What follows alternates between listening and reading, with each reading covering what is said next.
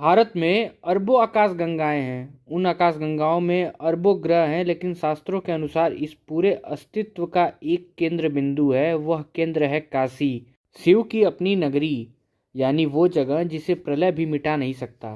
काशी सिर्फ ईंट और पत्थर का शहर नहीं है, यह एक जीवित शरीर है। और अगर काशी शरीर है तो इसकी आत्मा है बाबा विश्वनाथ। लेकिन हर आत्मा को एक राक्षस चाहिए, हर शिव को एक नंदी चाहिए। आज की कहानी उस नंदी की है जो समय के अंत तक अपने शिव का मुख देखने के लिए पत्थर बन गया है। 350 साल, 4200 महीने और 1,27,000 से ज़्यादा दिन। इतना लंबा इंतज़ार कोई साधारण भक्त नहीं कर सकता। यह इंतज़ार वही कर सकता है जिसने काल यानी टाइम को जीत लिया हो। इससे पहले कि हम इतिहास के पन्नों में जाएं, हमें यह समझना होगा कि नंदी आखिर है कौन। आम लोग उसे शिव का वाहन समझते हैं, लेकिन नंदी का स्थान शिव से अलग नहीं है। नंदी शब्द का अर्थ है आनंद देने वाला। नंदी धर्म के प्रतीक है, 4 पैरों वाला धर्म।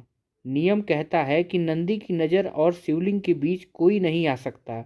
जब हम मंदिर जाते हैं तो हम नंदी के कानों में अपनी बात कहते हैं।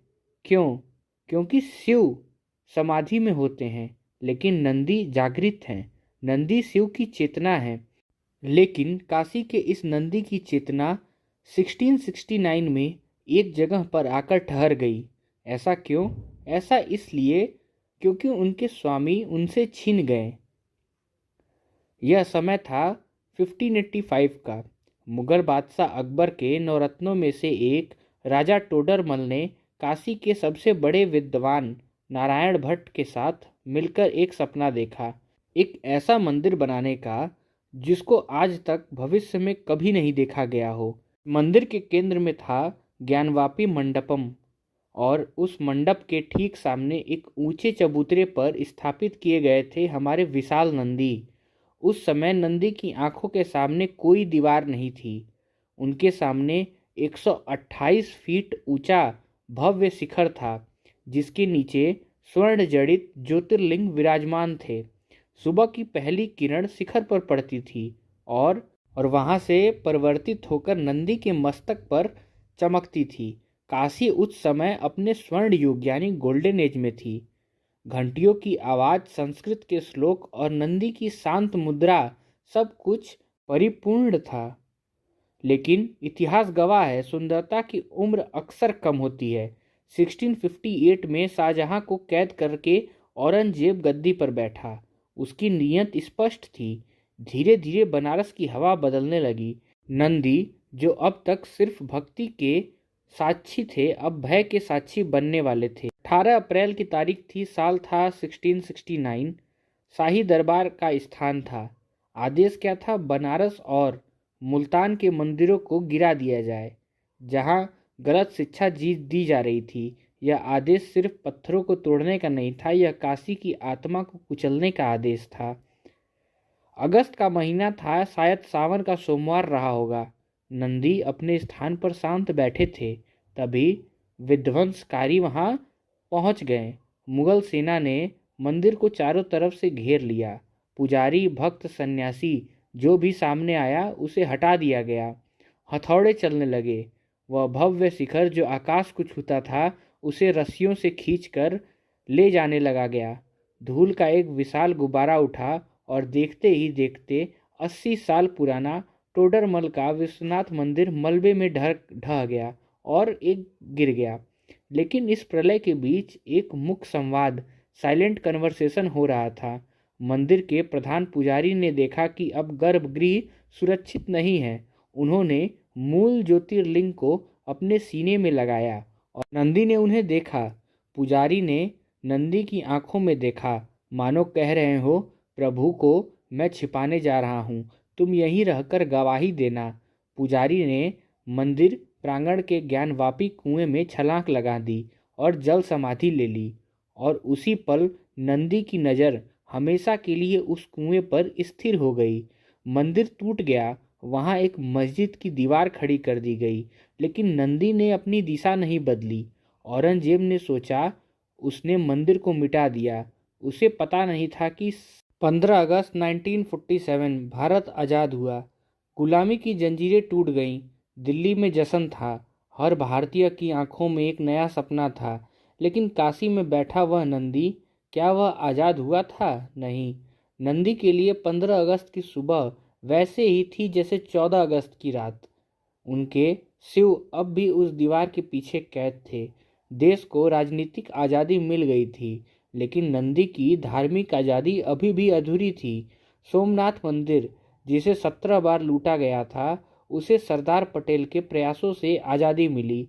वहाँ पुनर्निर्माण शुरू हुआ, लेकिन काशी का नंदी इंतजार करता रहा कि शायद कोई सरदार पटेल यहाँ भी आएंगे। शायद कोई देखेगा कि मैं 300 सालों से किस दिशा में देख रहा हूँ। लेकिन कोई नहीं आया। काशी की फाइलें दिल्ली के दफ्तरों में धूल खाती रहीं और नंदी धूप में जलते रहे। आज़ादी के बाद 4 दशक नंदी के लिए सबसे कठिन थे। मुगल के समय तो कम से कम यह उम्मीद थी कि हम लड़ रहे हैं, लेकिन अब तो अपनी ही सरकार थी। नंदी की दशा एक लावारिस मूर्ति जैसी हो गई थी। भक्त आते, नंदी के कान में अपनी मन्नत कहते, लेकिन नंदी क्या कहते? उनकी मुख भाषा कोई नहीं समझ पा रहा था। वह विशाल नंदी जो कभी स्वर्ण मंदिर की शोभा था, अब धूल और धुएं के बीच एक मस्जिद की पिछवाड़े की दीवार को निहारते हुए मजबूर था। इतिहासकार बताते हैं कि उस समय नंदी के आसपास कोई बैरिकेडिंग नहीं थी। बच्चे नंदी के ऊपर खेलते थे, लोग वहां आराम करते थे।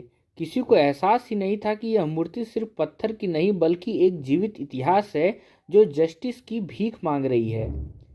फिर आया साल 1991। अयोध्या में राम मंदिर आंदोलन अपने चरम पर था।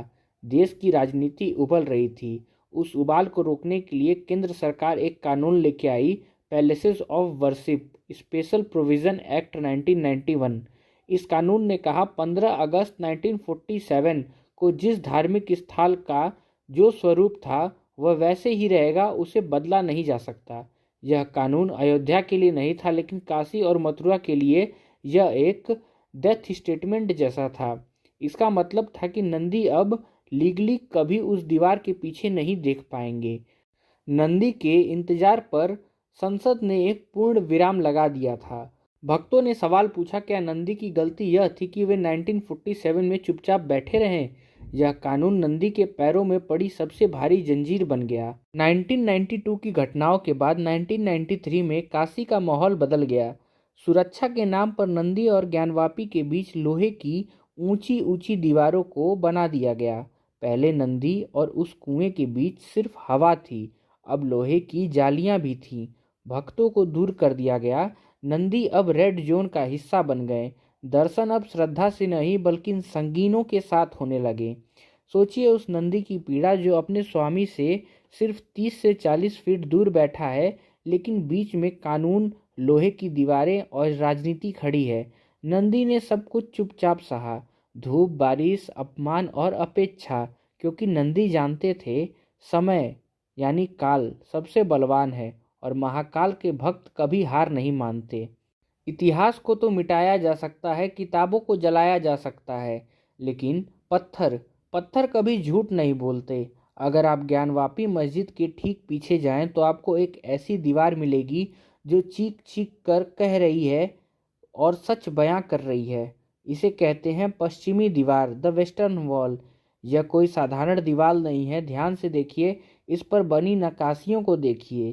क्या मस्जिद की दीवारों पर घंटियां होती हैं? क्या वहाँ कमल के फूल और स्वास्तिक होते हैं?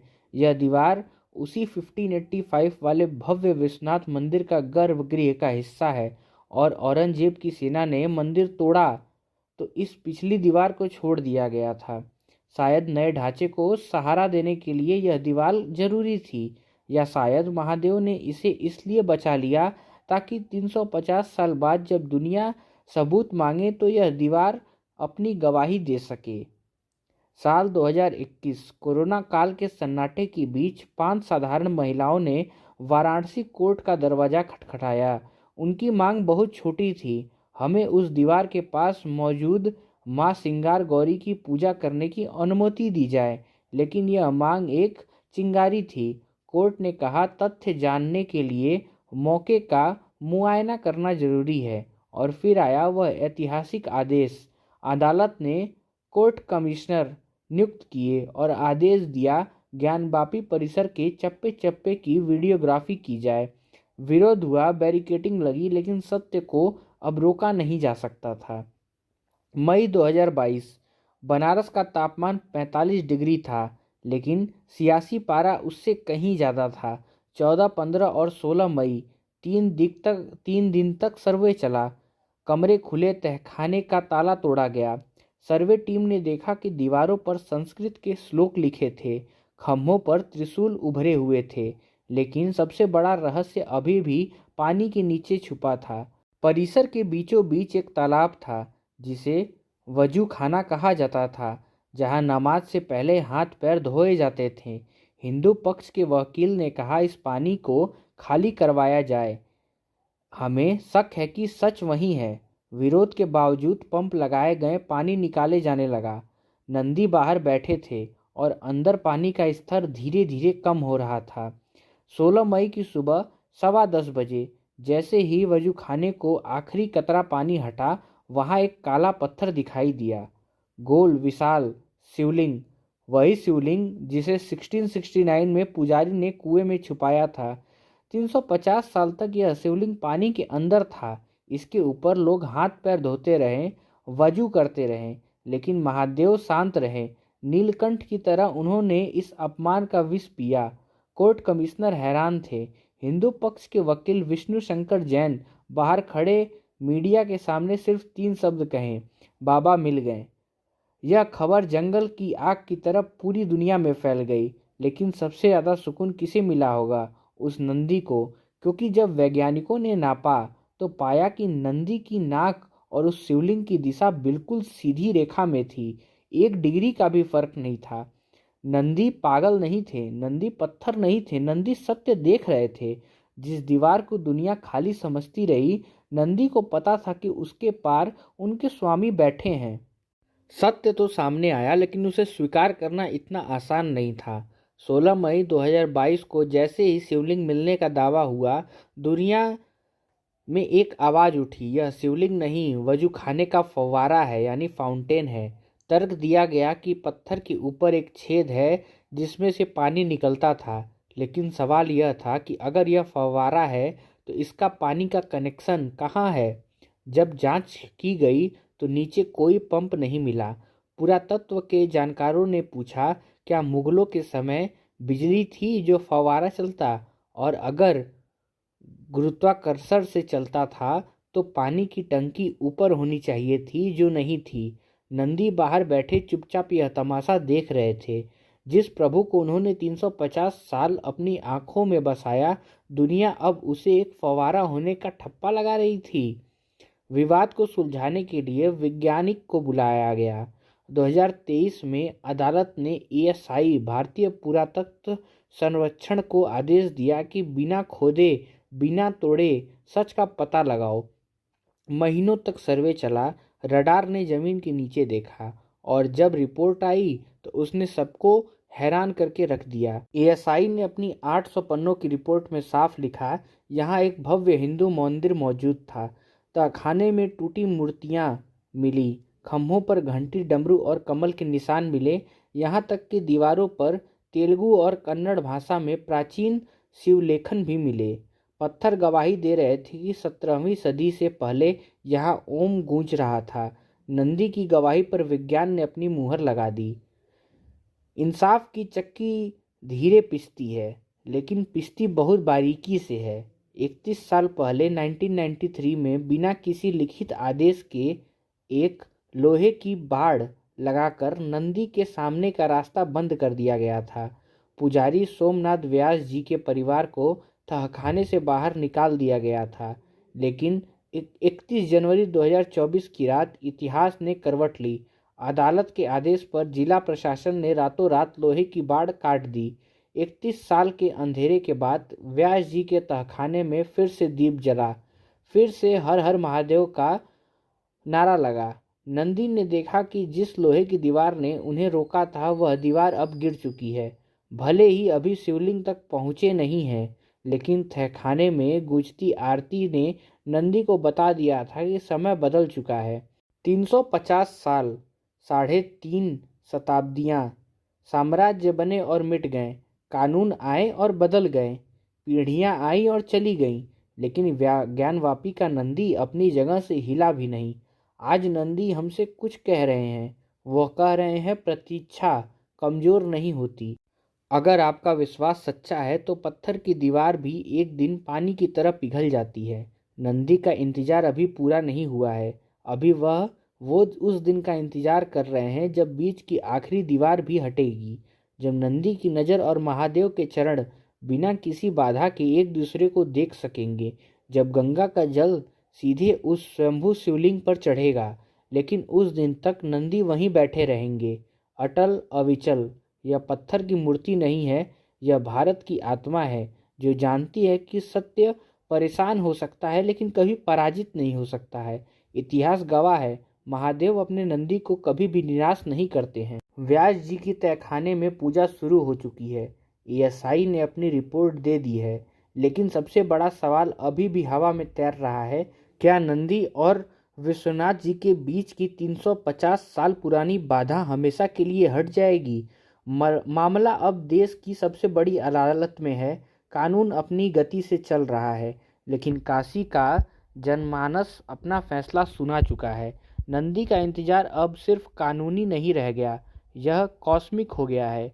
जैसे भागीरथी ने गंगा को धरती पर लाने के लिए तपस्या की थी, वैसे ही नंदी ने अपने शिव को वापस पाने के लिए एक मौन तपस्या की है। और शास्त्रों में लिखा है, तपस्या कभी भी खाली नहीं जाती।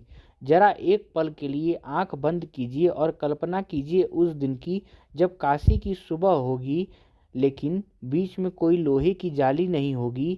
अब आप नंदी के पास खड़े होंगे और आपको सामने दीवार नहीं बल्कि स्वर्ण जड़ित शिवलिंग दिखाई देगा। जब गंगा का जल लोटा से गिरते ही सीधे महादेव के मस्तक पर पहुंचेगा, उस दिन सिर्फ एक मंदिर का पुनः निर्माण नहीं होगा, उस दिन भारत की आत्मा का भी निर्माण होगा। इतिहास ने जो घाव दिए थे, समय उस पर मरहम लगा देगा। नंदी की पत्थर की आंखों में उस दिन शायद आंसू होंगे, खुशी के आंसू होंगे, क्योंकि 350 साल बाद उनका वनवास खत्म होगा। साम्राज्य आए और चले गए, बादशाहों ने अपनी तलवारों से लहराई बहुत सारी खून की और आंधी की धूलें, सरकारों ने कानून बनाए और बदल दिए, लेकिन ज्ञानवापी का नंदी वहीं बैठा रहा। नंदी ने हमें सिखाया कि शोर मचाने से सत्य नहीं बदलता, सत्य के लिए बस एक जगह टिके रहना पड़ता है। अगर आपके जीवन में कभी ऐसा पल आए जब आपको लगे कि न्याय नहीं मिल रहा, तब लगे कि अंधेरा बहुत गहरा है, तो काशी के इस नंदी को याद कर लीजिएगा।